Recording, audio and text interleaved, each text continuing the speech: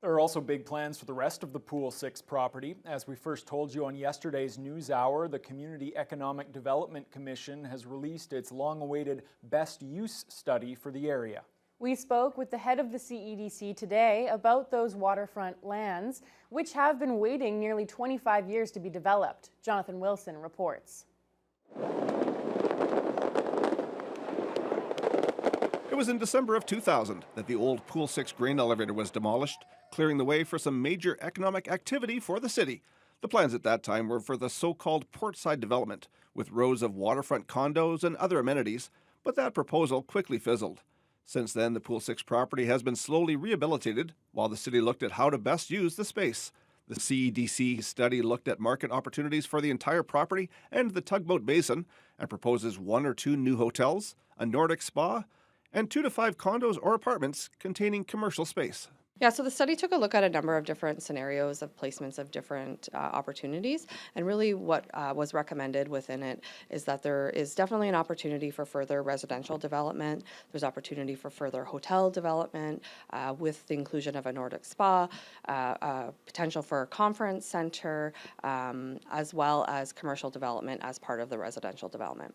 Taylor says Thunder Bay continues to have high occupancy rates for hotels and says the city has received interest from new hoteliers about the Pool 6 lands. The best use study says if the development is maximized, it could add up to $15.4 million to the city tax base. So it could be anywhere within that range.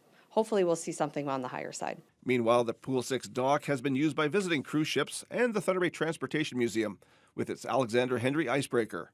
Museum officials have been told they can continue to occupy their current space at Pool 6 because there was no financially viable way to alter the dock area to host 2 cruise ships at the same time. So the study did take a look at whether or not there was economic viability of having the opportunity to have 2 cruise ships down at the cruise ship dock. There's a significant amount of infrastructure upgrades that would be required to do that, which is probably cost prohibitive. The best use study did not specifically include Science North's plans for a major facility at the Pool 6 property, but it does include a conference center, which CEDC officials say could be interchangeable with Science North's plans if they move ahead. There are enhanced tourism values that come with that in terms of the enhanced visitation. I think we've seen numbers, estimates in the range of somewhere between 30 and 60,000 people that it could bring to Thunder Bay or help enhance their trip to Thunder Bay. So definitely we do see the economic value in a science center located here in Thunder Bay at the waterfront.